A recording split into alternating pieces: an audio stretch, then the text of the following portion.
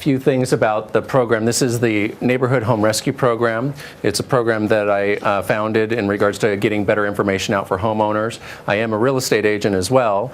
So what I do is I do the events, and we've put together basically a team of contributing partners that all get together to try to put together the best information for homeowners so that way they can make healthy decisions in regards to what their specific situations and circumstances are. Tonight, of course, we have contributors that are helping us with the cost of the event, and we do have a title company, which would be Nevada Title. They actually do some really good background information on the properties, so that way we are aware of any hurdles that come with any properties, such as liens or anything like that. This will play through here in just a second. A little bit of some promo stuff, but we'll go ahead and get this out of the way, and then we'll get started. So today, our agenda is we're going to try to go through an outline of going through what are some of the myths, the urban legends, things that you're hearing out there that are affecting your decision making. Maybe you're hearing that, oh, my friend decided that they were going to do a loan mod and they've got all their principal reduced, and we're going to talk about whether that is actually occurring or not, or what some of the stipulations are to that occurring and what the requirements are for homeowners. We're also going to talk about what's going on in the market. We'll go through what options are out there as well, and then we're going to have some guest speakers come in and talk with you in regards to specific services that they provide and that are out there for you as well, so that way that you have some go-tos to have some options with whatever you want your outcome to be. Let's see. So, what happened to the market? That's kind of the first question. So, what have you been told about the market? Anybody?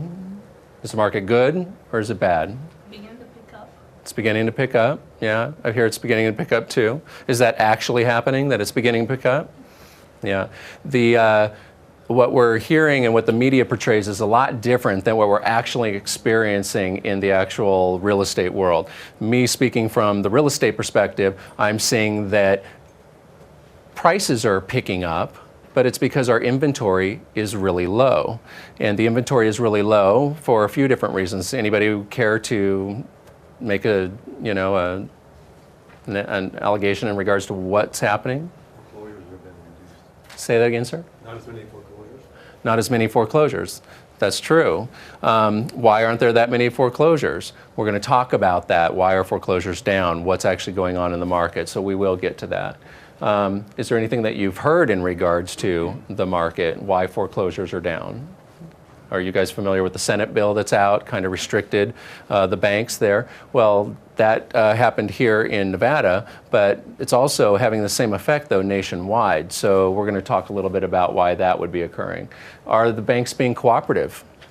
I'm hearing some stories that they are, and then other stories that they're absolutely not, and you're still seeing foreclosures happen in the market. So we're going to talk about whether the banks are, and some of those urban legends that we hear, and if they're truth or myths, and we'll talk about that. So we'll start off here with just a simple graph based on the year 2000. Everything was pretty good, and this is pretty accurate in regards to all the way up to about 2012 in regards to how in Nevada we started to go up, and a home that was in the 150 range ended up going up, and in some cases doubling by the time it got into 2006 and 7, and then our market started to slip pretty dramatic to where we are here today, back at prices of, the prices of where they were in the year 2000.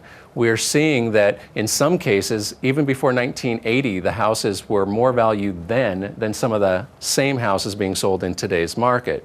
So what we're seeing here in the real estate world is a little bit of stabilization, and that's been occurring from roughly 2011-12, and it's stabilizing for a few different reasons. Part of the reasons are because there's a low supply in the market.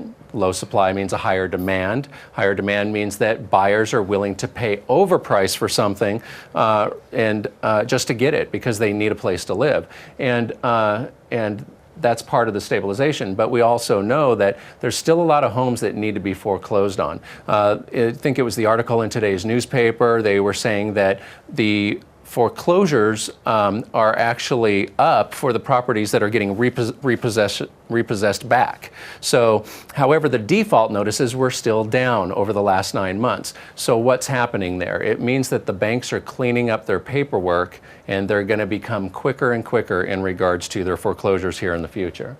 So let's go on to our next slide here and talk about what happens in Nevada. Now, this is basically true of Las Vegas. We have this 100-year appreciation scale that shows that even though the market goes up and down, as the years go by, over time, 100 years, we still only have appreciation of about 3.5 to 4.5%.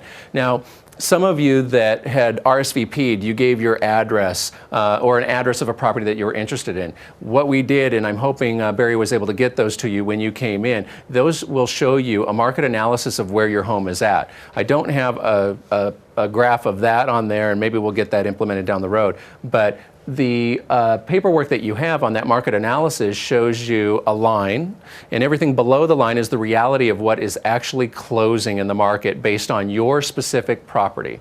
And that is going to be a back look of about 12 months for your specific subdivision.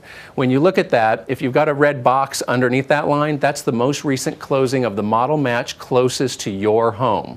So I'm sorry if I'm giving some bad news out today, but that kind of tells you where your value would be if you sold it today. So the next question is how much do you owe your bank? If you owe more to your bank than where your value is, then you have a deficiency situation and your home is basically upside down. A lot of people have been hearing the term underwater. That's where the underwater is. Everything above that red line, by the way, is properties that are wanting to get sold, but they are pending, or they don't have an offer, or maybe they're contingent to some financing stipulation. And that information is there for you to see where the market is headed. So an easy example would be if you see your value is in a square box of 150, but the prices in the market to be sold are less than that, that means your neighborhood is still going down. If it's higher, your neighborhood may be going up a little bit based on what the buyers are willing to spend. All right, so we're going to talk about this stabilization period, which is probably going to be about a 3-year time frame. And then we're going to talk about this growth period here, which is future appreciation. And that'll probably be about, we're going to just focus on a window period of about 10 years. So from today, stabilizing, getting into about 10 years out, where are we going to be based on 3.5 to 4.5% appreciation. And we're going to go ahead and use this figure here, but those of you that have your property reports in regards to the market values for your home, you can kind of apply your numbers, just replace your number with this number based on the today value, and it will show you over time about how much your property could go up. And again, I'm not here to say this is exact, but what I am here to say is this is basically my belief in regards to what the market is doing and what we're seeing now. So, well, let's see. In regards to this here, over 10 years, this is growth. That's money going back into someone's pocket. The goal and the hopes are that that's money that goes into your pocket. But if you bought here, let's say, at the 250 mark, or you owe that much, and you need to get out, and this is your 250 point, will the market be worth where you need it to be able to get that money out, or will you need that time to break even, and then need another 3 years to just save the money to have the cost for that sale to go through? So cost of sale, this area right here, those costs of sale includes the real estate costs. So a homeowner that has an equity position in their home, they would have to spend all the money it costs to sell the home. So the hopes are that the property goes up in value, so they can afford the real estate agent, usually around 6 to 7%. Then you've also got the cost of closing for a seller, which is about 3.5%. And then you also have, in some cases, the buyer says, oh, I'd like some down payment assistance or closing cost assistance. And when they do that, you can add on another 3.5%. So we're talking about 12%, anywhere from 10 on the low to about 12 on the average of costs that you would need to gain in this extra time frame before you could actually sell the home and still break even, if in the event that you're affected by being upside down. Okay, so let's go on to the next slide. So again, we took 150,000, we went for this 3-year time frame, and we basically took a payment of $1,200 to kind of give you some ideas of how much more money is going out of pocket during this upside down situation. You add that up over the year, you got $14,400 annually that has come out of your pocket.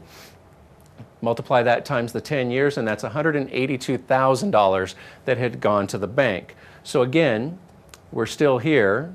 If you bought your property in, let's say 2005, 6, 7, 8, 9, 10, 11, 12, and you're being affected that you're still above where you're going to balance out, you're basically giving this money to the bank and possibly not having anything to show for it in the end, other than a headache.